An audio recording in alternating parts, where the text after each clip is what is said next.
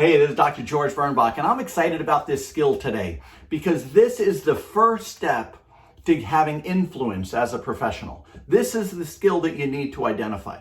So we're going to practice this one today.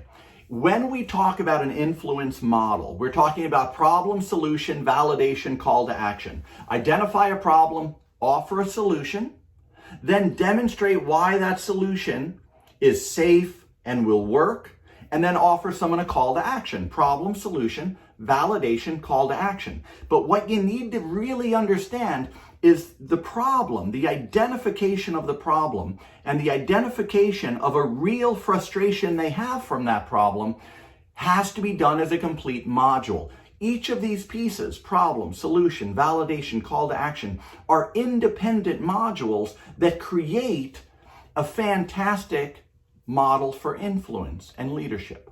See, people act because of frustrations or problems. And in order for a patient to choose your practice as their healthcare provider, or to enthusiastically refer a friend or a coworker, or even for your staff, your front desk or your back office or your chiropractic assistants, to help you solve a puzzle or a problem that is keeping your practice plateaued, instead of keeping your practice growing best ever month after month after month, you need to be able to isolate that problem and demonstrate the real restriction it causes. So how do we accomplish this? Well, scripts are great. They can frame out situations, they can walk people through solutions, they can lay out objectives, but they often come across as mechanical presentations. And this pitch, or this presentation mode, can raise the listener's fears or hesitancies and really create a fear of the unknown, and then they get lost in your messaging, your message, your talking, instead of seeing your path as a solution. So presenting a pitch to someone, sometimes, whether they do it physically or metaphorically, their eyes roll and they just try to wait you out because they don't feel heard. So here's the one skill we're going to focus on today, is that problem identification. So when someone mentions a problem, I don't care what the problem is. When someone mentions a problem, for the next 24, 48, 72 hours, I want you to do two things. Number one, isolate the problem. That means duplicate the problem. Duplicate the language.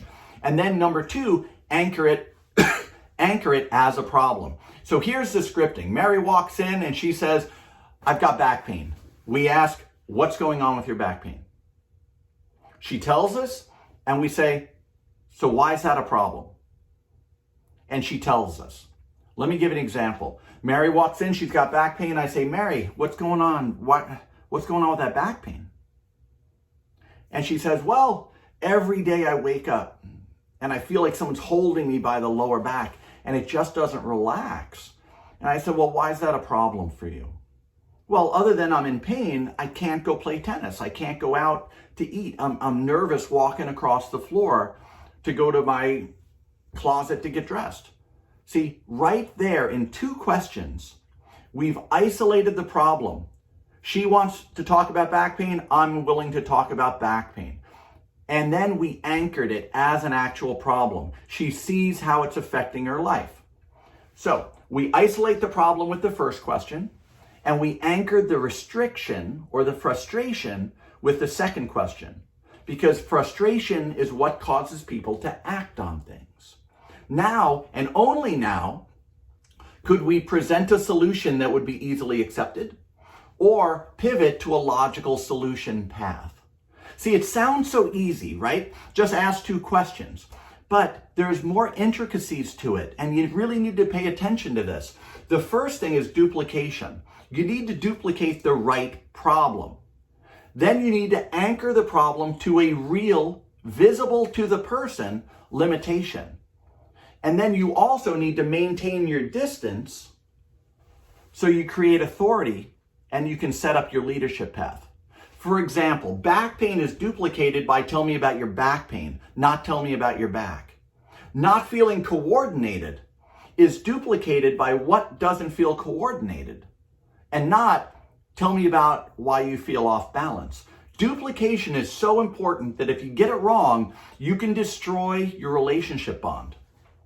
Then, and only then, we anchor the problem into reality, and we need to ask what they think the problem is with what they brought up, because they need to see the reason to act on it. So how do you spin this to staff building or team building? Well, if Mary walks up and says, hey, the printer isn't working, I say, what's going on and why isn't the printer working? She tells me and I say, well, what problem is that causing? And they tell me, and now they illustrate the restrictions and I can move off to solving it or delegating it to someone to solve. And now the motivation level rises to actually get a result. You see, if someone says, hey, we're understaffed, I say, why are we understaffed? Well, because we have all this work to do. Well, what problem is that causing? And well, it's causing this problem and that problem. Now we have the ability to prioritize and act on that.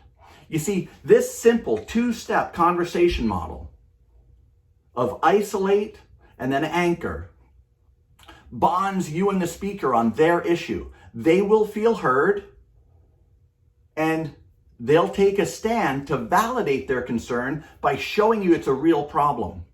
And with a patient, sometimes this is all you need to get them into their car across town and into your office, right? Why are the headaches a problem for you? Now you can offer a solution or you can delegate the creation of a solution and they will be motivated to act. So try a few examples on your own.